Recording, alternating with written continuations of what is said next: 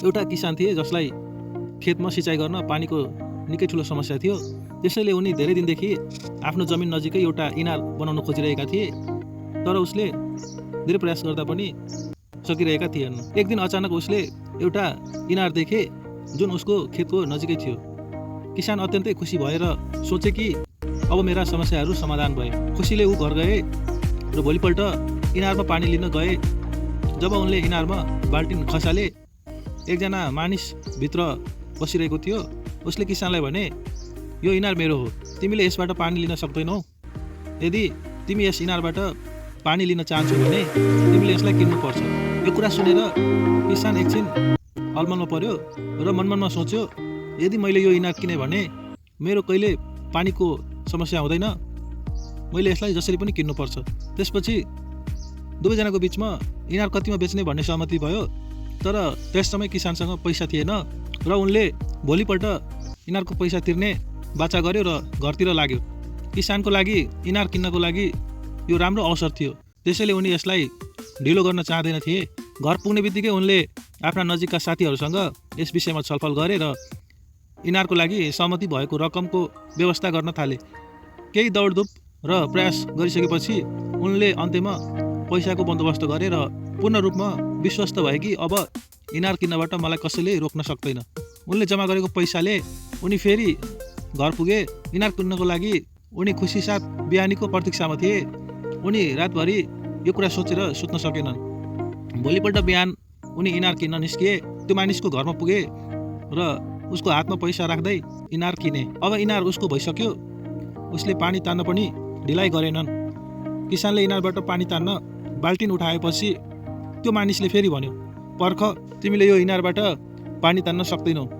मैले तिमीलाई इनार बेचेको थिएँ, तर इनारको पानी अझै पनि मेरो हो। किसान निराश भयो र न्यायको लागि गुनासो गर्न राजाको दरबारमा गयो र उसले सबै कुरा राजा अकबरलाई सुनायो। किसानको सम्पूर्ण कुरा सुनेपछि राजाले इनार बेच्ने मानिसलाई बोलाए। राजाको आदेश सुनेपछि त्यो मानिस हतार हतार आइपुगे। राजाले उसलाई सोधे, तिमीले यो किसानलाई आफ्नो इनार बेचेको हुनाले किन उसलाई पानी लिन दिइरहेका छैनौ? त्यो मानिसले जवाब दियो, महाराज, मैले उसलाई इनार मात्र बेचेको हुँ, पानी बेचेको छैन। यो सुनेर राजा अलमलमा परे। उसले भन्यो, जब इनार बेचेको छ भने पानी पनि उसको हुनुपर्छ। धेरै विचार विमर्श गरिसकेपछि पनि निष्कर्षमा पुग्न नसक्दा उसले बिरबललाई बोलाए। बिरबल धेरै बुद्धिमान थिए, त्यसैले राजा अकबरले कुनै पनि निर्णय गर्नुभन्दा पहिला उसको सल्लाह लिने गर्थे। बिरबलले फेरि दुईजनालाई उनीहरूको समस्याको बारेमा सोधे। पुरा कुरा सुनिसकेपछि बिरबलले त्यो मानिसलाई भने, ठिक छ, तिमीले पानी होइन इनार मात्र बेचेका थियौ। त्यसो भए किसानको इनारमा तिम्रो पानी के गरिरहेको छ? इनार तिम्रो होइन, इनारबाट तुरन्तै आफ्नो पानी निकाल। बिरबलले यो भन्ने बित्तिकै त्यो मानिसले महसुस गर्यो कि उसको चालबाजी अब कुनै कामको छैन। उसले तुरन्तै राजासँग माफी माग्यो र स्वीकार पनि गर्यो कि किसानको इनार र इनारको पानीमा पुरा अधिकार छ। यो देखेर राजा अकबरले बिरबलको बुद्धिमत्ताको प्रशंसा गरे र इनार बेच्ने मानिसलाई ठगीको लागि जरिवाना गरे। यसबाट हामीले बुझ्नुपर्ने कुरा के हो भने, यस कथाले हामीलाई एउटा पाठ सिकाएको छ। अरूलाई भन्दा आफूलाई बढी चलाक ठान्नु हुँदैन। ठगी गर्ने बानीबाट पनि बच्नुपर्छ, किनकि तपाईँ हामीभन्दा बढी बुद्धिको प्रयोग अरू कसैले पनि गर्न जानेको हुन्छ। यस्तो अवस्थामा तपाईँको छलको पत्ता लाग्नेछ र तपाईँले आफ्नो कार्यको लागि सजायको भागीदार हुनुपर्छ, जसरी इनार बेच्ने मानिसले यस कथाको अन्त्यमा गर्नु परेको थियो।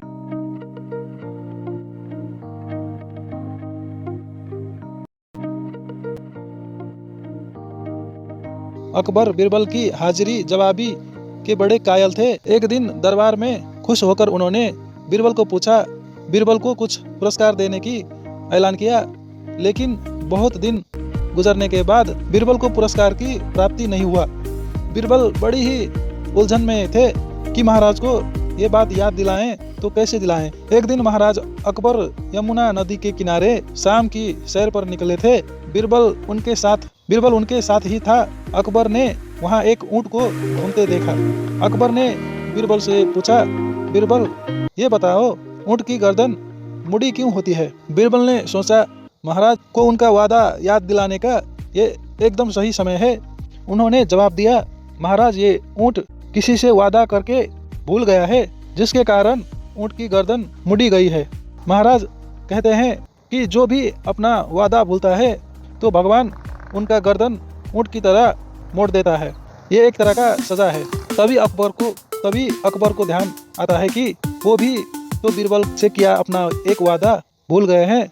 उन्होंने बीरबल से जल्दी से महल में चलने के लिए कहा और महल में पहुंचते ही सबसे पहले बीरबल को पुरस्कार की धनराशि उसे सौंप दिया और बोले, मेरी गर्दन तो ऊँट की तरह नहीं मुड़ेगी बीरबल।